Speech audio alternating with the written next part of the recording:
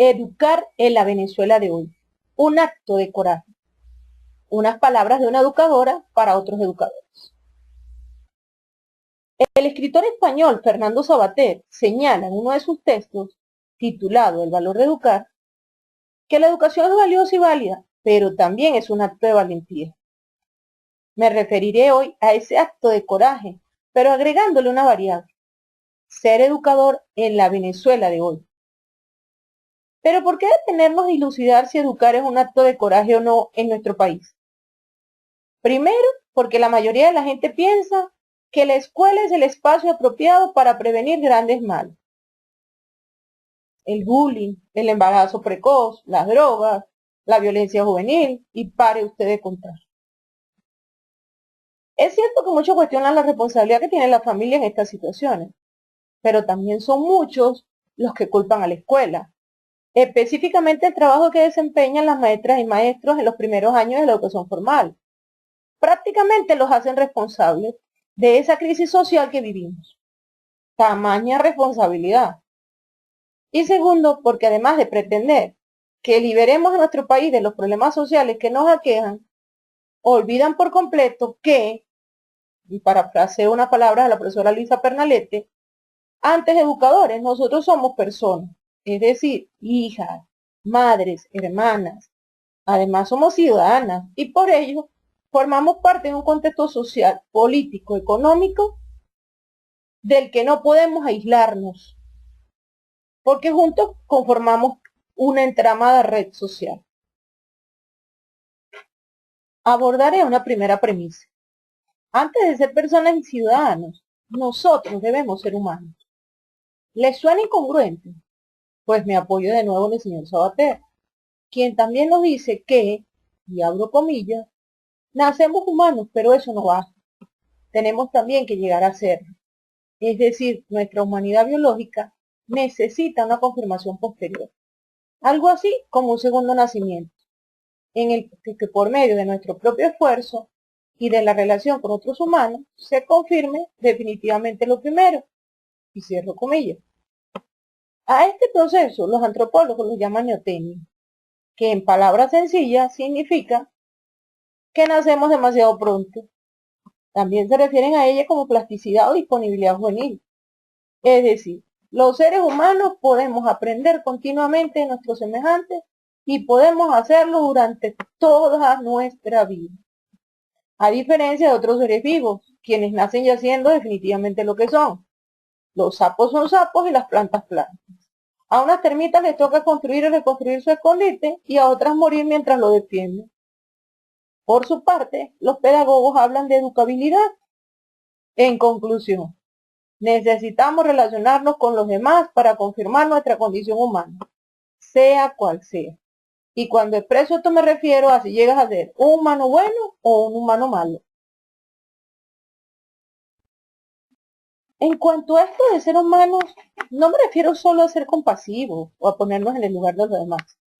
En palabras de Savater, llegamos a ser plenamente humanos cuando los demás nos contagian su humanidad a propósito. Eso sí, con nuestra complicidad. Se trata entonces de entender que la condición humana nos da a todos la posibilidad de ser maestros de algo, para alguien, al menos en alguna ocasión en la vida. Pero nosotros como educadores lo hacemos de manera sistemática. Además, teniendo claro que la educación transmite los valores e intereses de una sociedad determinada, pues cabe preguntarse, ¿qué valores estamos reforzando y cuál es esa sociedad que queremos mantener? Pienso que terminamos por enseñar lo que somos. En palabras de José Martí, la mejor manera de decir es hacer. Ahora bien, todos sabemos que antes de llegar a la escuela, los niños deben haber experimentado ya un primer proceso de socialización en su familia, a través de lo que llamamos la educación informal.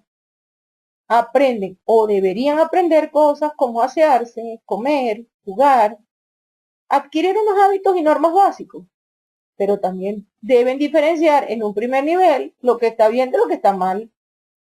Este proceso de aprendizaje está vinculado a la afectividad, aunque este es el deber ser.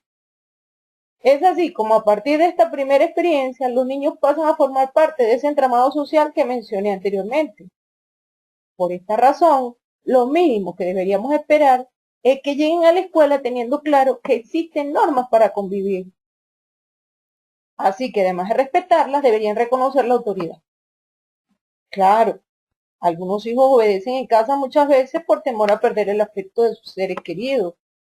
Es más, en nuestra realidad, también puede que lo hagan por temor al maltrato. El problema es que actualmente más y más padres abandonan su rol. Hay muchos factores sociológicos que inciden en esto, pero no me voy a detener en ellos, sino en un fenómeno que cada día cobra más fuerza. Los padres que quieren ser amigos o amigas de sus hijos, dejando de lado su rol de adultos en esa relación y por ende la familia. Esto, claro, establece una nueva relación donde padres e hijos se tratan como pares. Claro está, no existen normas, ni mucho menos hay claridad en cuanto a quién ejerce la autoridad. Me gustaría estar exagerando en cuanto a esto, pero no lo creo. Entonces, ¿cómo se orientan los hijos desde esta perspectiva?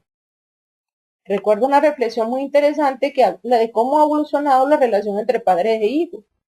Dice así, primero era padre, después papá, finalmente, pa.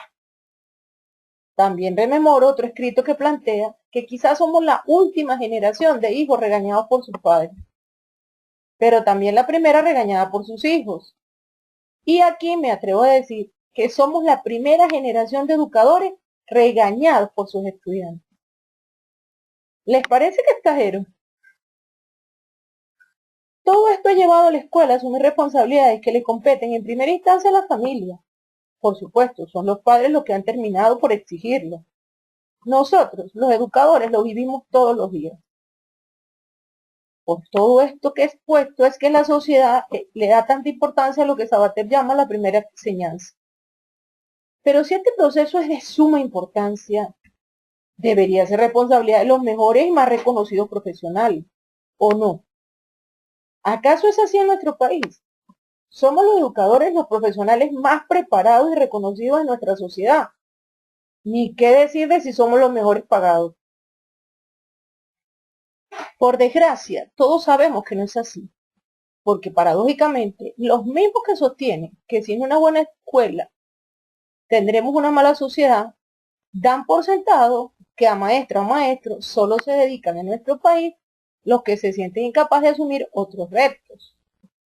Es común escuchar por ahí, estudiar educación es fácil, pero también cosas como yo ni loco estudio educación, esos viven pelando. Lo contradictorio es que todos quieren la mejor maestra o el mejor maestro para sus hijos. Hasta piden que se los cambien. Pero sin temor a equivocarme, pocos quieren que sus hijos sean maestros. ¿Alguna vez se han preguntado por qué ninguno de sus hijos estudia educación, aunque ustedes son docentes? Por supuesto, hablo con los que tienen hijos mayores, pero también con las madres adolescentes porque ellos ya visualizan su futuro. Y se han preguntado por qué, en cambio, en las familias donde el padre o la madre son médicos, abogados, ingenieros, por lo general, a alguno de sus hijos o hasta dos de ellos siguen sus pasos. Ante esta situación, me pregunto, ¿quiénes además de la familia y la sociedad misma educan? Y fíjense que no estoy utilizando el término enseña, sino educan a los catedráticos de universidad, a los médicos, periodistas, abogados, obreros, secretarias, choferes y políticos de oficio, entre otros.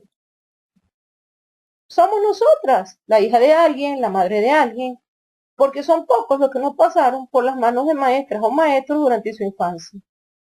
Educadores que de una u otra manera incidieron en sus vidas. Que si su influencia fue positiva o negativa, o si quizás no dejaron ninguna huella en ellos, pues la verdad ese es un tema que tiene mucha tela que cortar. A propósito de esto, viene a mi mente un pensamiento que leí hace mucho, en una de esas compilaciones de Antonio Pérez de Clarín. Dice así, mi abuela quiso que yo tuviese una buena educación, por eso nunca me mandó a la escuela. Esas palabras son de Margaret Mead, una antropóloga norteamericana. Claro, hay que recordar que en otros países tienes la opción de ofrecerle a tus hijos esa primera enseñanza en tu hogar. Y si vamos lejos, deberíamos diferenciar entre un maestro y un pedagogo. Claro, tendríamos que darle una mirada a la sociedad griega. Podemos afirmar entonces que educar en la Venezuela de hoy es un acto de coraje, porque luchamos contra el estigma de que no tenemos vocación y que terminamos en este gremio porque básicamente no tuvimos otra opción. Por otra parte, debemos luchar contra el pesimismo que nos invade, porque no somos valorados por nuestra sociedad y porque debemos aceptar que de una buena educación no siempre se obtienen buenos resultados. A esto se suma que cada día se nos quiere responsabilizar más por las plagas que amenazan a nuestra sociedad, mientras nosotros nos desgastamos por involucrar a la gran mayoría de los padres en el proceso de enseñanza de sus hijos. Finalmente, luchamos contra un gran monstruo, un Estado paternalista, que a través de su sistema educativo nos pone entre la espada y la pared. Porque ¿qué nos pide? Cantidad.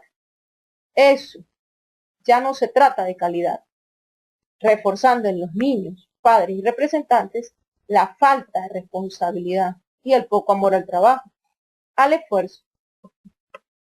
Un papá Estado que promulga una falsa humanidad, además de reforzar en nosotros, los educadores, la falta de vocación y compromiso. Pero también debemos batallar como cualquier ciudadano venezolano por sobrevivir en medio de esta profunda crisis económica, social y política que vivimos y que así como una gota de agua constante ha orado una roca, esto nos mina cada día el optimismo y las ganas de seguir adelante. Además, la preocupación por cuál será el futuro de nuestros hijos y por el destino de nuestro país, pues se ha convertido prácticamente en una carga. Entonces, ¿por qué ser educador en la Venezuela de hoy es un acto de coraje?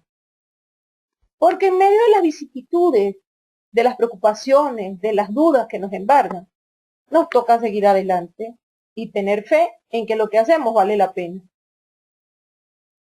Realmente nosotros somos necesarios porque nos toca en la sociedad formar a los ciudadanos para convivir en un sistema democrático, que por supuesto todos deberíamos saber, no solo se refiere a procesos electorales.